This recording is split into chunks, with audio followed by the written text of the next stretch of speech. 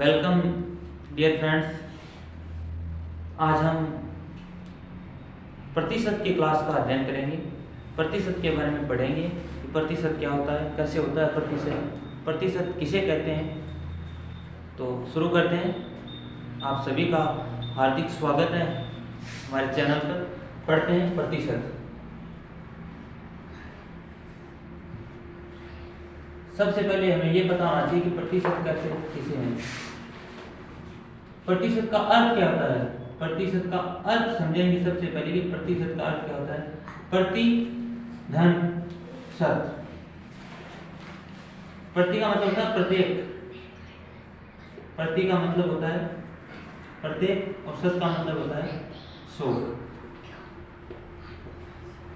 प्रतिशत का अर्थ यह हुआ कि प्रत्येक 100 पर जो राशि हमें प्राप्त होती है उसको हम प्रतिशत कहते हैं। उदाहरण के लिए हम मान लें कि 100 में से 20 रुपए, तो 100 का कितना प्रतिशत हो गया, 20%। हमारा बेस है वो हमेशा 100 होना चाहिए। हमारा जब आधार किसी भी भिन्न में अगर आधार 100 हो तो इसके ऊपर जो भी हम संख्या लिखेंगे वो क्या होगी, प्रतिशत में होगी। जैसे 2/100, इसका मतलब ये हुआ कि कितना प्रतिशत है, ये कितना प्रतिशत है, 2% है।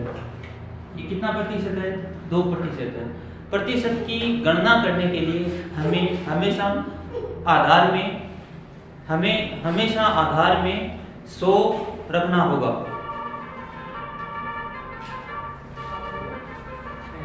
आगू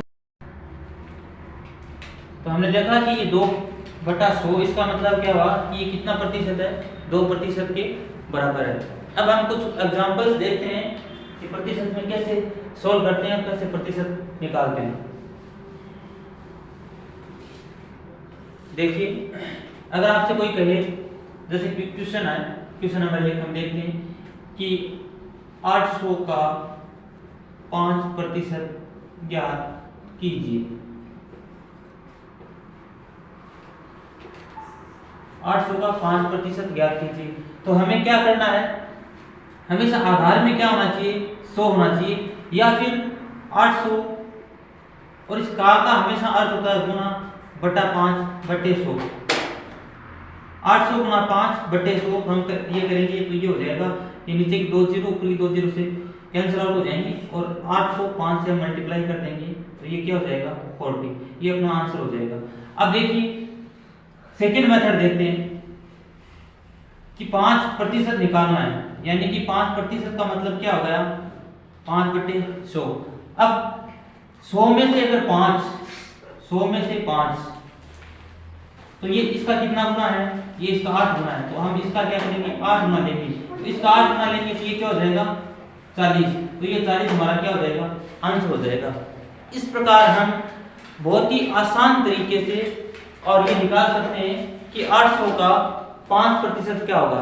पहले हम आधार को इक्वल करेंगे। आधार को इक्वल करने के लिए हमें देखते हैं कि 800 है वो 100 से कितने गुना है। तो ये 800 जो है ये 8 गुना है 100 से, तो इसका जो अंश जो ऊपर दिया है हम इसको भी 8 से गुना कर देंगे। तो ये 5 को 8 से गुना करते हमारे पास 40 आ जाएगा, जो कि इसका क्या हो जाएगा, सही आंसर हो जाएगा।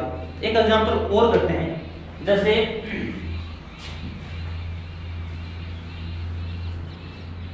ये अपना टाइप टेस्ट चल रहा है, इसका एग्जांपल नंबर 2 लेते हैं हम।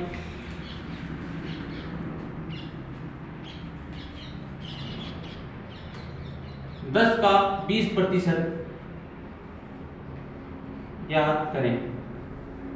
बहुत छोटा सा एग्जांपल है। 10 का 20% हमें ज्ञात करना है। तो हम क्या करेंगे, पहले तो अपना जो तरीका है उस तरीके से करते हैं। 10 × 20/% का निशान हटाते हैं, यहाँ क्या हो जाएगा, 100 हो जाएगा। इस एक बिंदु से एक बिंदु, एक जीरो से एक जीरो, और जीरो से ये जीरो क्या हो जाएगा, कैंसिल आउट हो जाएगा। और हम इस 2 को 1 से मल्टीप्लाई करेंगे तो हमारे पास ये 2 आंसर आ गया। अब देखिए 20% का अर्थ है कि 20/100। 20% का अर्थ है 20/100। अब देखिए हमें किसका प्रतिशत निकालना है, 10 का। हमें किसका प्रतिशत निकालना है, 10 का। तो हम क्या करेंगे, 10 का ये कितना प्रतिशत है, तो 10 बनाने के लिए इसमें क्या हुआ, इसमें 10 का भाग लगा है, इसमें 10 का भाग अगर देंगे तो हमें ये 10 प्राप्त हो जाएगा। तो हम इसमें भी क्या करेंगे, इसको में भी 10 का भाग दे देंगे, तो 20 में 10 का भाग देंगे तो ये 2 हो जाएगा। अब 10 में से कितना हुआ, 2, तो यानी कि अपना आंसर क्या हो गया, 2। 10 का 20% कितना निकल के आया, 2 निकल के आया। देखिए ये 20/100 लिखा हुआ है, इस 100 को हमने 10 बनाना है, आधार को क्या करना है, 10 बनाना है। 10 बनाने के लिए हम इस 100 में 10 का भाग देंगे, इस 100 में 10 का भाग देंगे, या फिर एक शॉर्ट ये भी कर सकते हैं कि जैसे ये 20 ये बटा ये 100 है, यहाँ हमें 10 चाहिए, तो हम क्या करेंगे, इस बिंदु से इस बिंदु को, इस जीरो को इस जीरो से कैंसिल कर देंगे, तो यहाँ 10 ऑटोमेटिकली 10 बच गया है। ये 10 बराबर 10 है, तो यहाँ इस 2 के बराबर भी हम यहाँ 2 लिख देंगे, और ये 10 अगर आधार है अपना, और तो ये 2 अंश है, तो ये उसका क्या निकल के आ गया, प्रतिशत निकल के आ गया। ये क्या निकल के आ गया, प्रतिशत निकल के आ गया। ये बहुत ही शानदार और इजी तरीका है। जब भी कभी प्रतिशत निकालना हो तो हम क्या करेंगे, पहले आधार को समान करेंगे, आधार को 100 की तुलना के साथ अगर हम लेंगे, आधार की तुलना 100 से करते ही हमें जो अंश प्राप्त होता है वो क्या हो जाता है, अपना प्रतिशत हो जाता है। कि अपना टाइप फर्स्ट था इसको निकालने के लिए।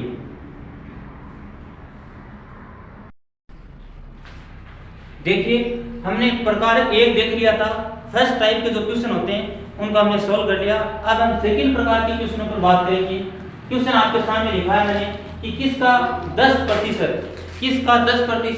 20 होता है, तो हम इसको किस प्रकार सोल्व करेंगे। तो देखिए सबसे पहले तो हमें पता होना चाहिए कि 10% का अर्थ क्या है। तो 10% का तात्पर्य हुआ कि 10/100, यानी अगर अंश 10 है तो उसका हर क्या होना चाहिए, 100 होना चाहिए। तो उसका अर्थ ये हो जाएगा कि ये क्या है, प्रतिशत है।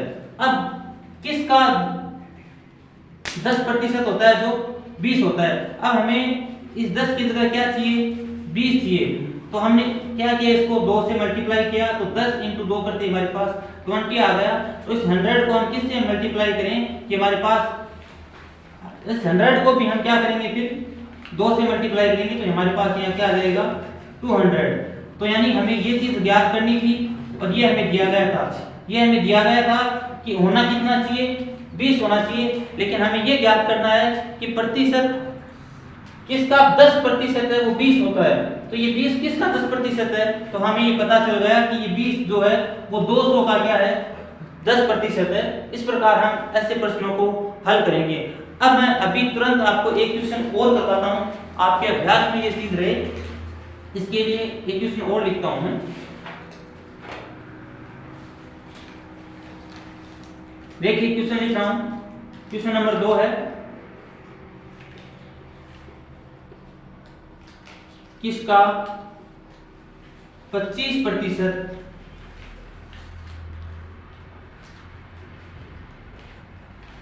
400 है, किसका 20% 400 है। तो हम कहेंगे कि 25% का अर्थ क्या हुआ कि 25/100। अब हमें कितना चाहिए, 400 चाहिए। तो यहाँ जो हर होगा, जैसे 25% का मतलब है 100 में से कितना 25, तो किस संख्या में से 400 लें ताकि परसेंटेज की वैल्यू क्या रहे, 25 रहे। तो हम क्या करेंगे कि इसको किससे गुणा करें, इसको किससे गुणा करें कि 400 आ जाए।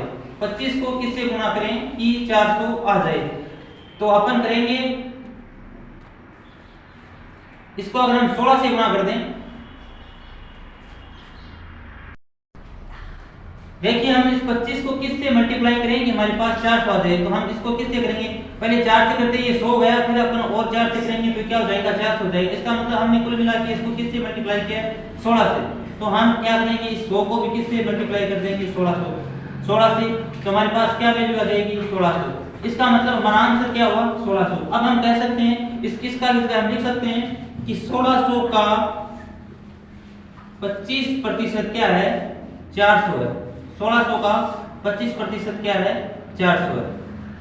चलो एक क्वेश्चन और कर लेते हैं, उसके बाद हम अगला टाइप। देखिए अगला क्वेश्चन में लिख रहा हूं, क्वेश्चन नंबर 3,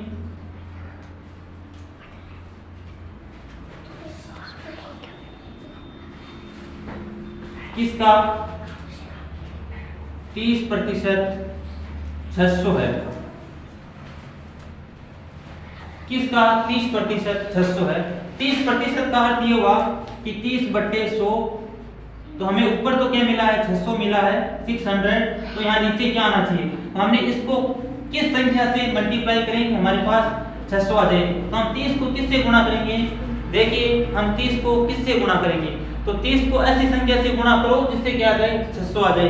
तो अगर मैं इसको 20 से मल्टीप्लाई कर दूं तो 3 दूनी 6 हो गया, 2 जीरो आ जाएंगे और ये 600 हो जाएगा। अब मैंने अंश को अगर 20 से मल्टीप्लाई किया है तो मुझे हर को भी 20 से मल्टीप्लाई करना होगा। मैं इस हर को भी अब क्या कर देता हूँ 20 से मल्टीप्लाई कर देता हूँ, तो 100 को 20 से मल्टीप्लाई करते हमारे पास क्या आ जाएगा 2000। अब हमें यही चीज चाहिए थी, तो हमारा आंसर क्या हो गया 2000। हमारा आंसर क्या हो गया 2000। दो टाइप हमारे कंप्लीट हुए। अब हम अगली क्लास के अंदर इसका अगले जो टाइप्स हैं उनकी हम चर्चा करेंगे। ये प्रतिशत का एक बेसिक नॉलेज था। आगे की कक्षाओं में हम इसको और अधिक लेवल तक और विस्तार से पढ़ेंगे कि प्रतिशत किस प्रकार दैनिक जीवन में और कंपटीशन एग्जाम दोनों ही चीजों में किस प्रकार उपयोगी है। और मैं आपको एक विशेष बात और बता देता हूं कि गणित के अंदर जो अंक गणित है उसमें प्रतिशत का बहुत बड़ा एक रोल है। जिस विद्यार्थी को, जिस बच्चे को प्रतिशत ठीक से समझ में आ गया, समझ लीजिए उसकी 40% जो गणित है वो बिल्कुल क्लियर हो चुकी है। अब उसको बस थोड़ा सा एफर्ट और करना है बाकी सारे कंसेप्ट को सीखने के लिए। इसलिए सबसे पहले हम प्रतिशत टॉपिक को सोल्व करेंगे, इस पर चर्चा करेंगे, इसको गहराई तक पढ़ेंगे और प्रतिशत के विभिन्न प्रकार के जो टाइप्स बनते हैं उनकी हम चर्चा करेंगे। प्रत्येक क्वेश्चन को हम अलग अलग कैटेगरी में टाइप वाइज डिवाइड करके और उसके बाद हम इसको पढ़ेंगे। अगर आपको वीडियो अच्छा लगा हो और पढ़ाई हुई बातें आपको समझ में आ रही हो, हालांकि हो सकता है कि मेरा कंसेप्ट थोड़ा सा भिन्न प्रकार से हो, लेकिन बहुत ही इजी है। जब आप कंटिन्यू इस अभ्यास में आ जाओगे तो आपको लगेगा कि ये तो बहुत ही शानदार तरीका है, इसमें तो कोई ज़्यादा कैलकुलेशन भी नहीं करनी पड़ती, इसमें तो ज़्यादा कोई सोचने की भी जरूरत नहीं है, हमें तो केवल बस अंश मिलाना है, इसमें केवल हल करना है, इसमें तो केवल सामान्य सी छोटी सी बातों का ध्यान रखकर भी हम बड़े प्रश्नों को किस प्रकार सोल्व कर सकते हैं। तो मिलते हैं अगले वीडियो में। धन्यवाद। आप इसको एक बार लाइक कर दीजिएगा, शेयर कर दीजिएगा और अगर आप हमारे चैनल पर नए हैं तो इस चैनल को सब्सक्राइब जरूर कीजिएगा। चैनल का नाम everyday new classes bye Pankaj sir. Thank you for watching. Thanks and thanks.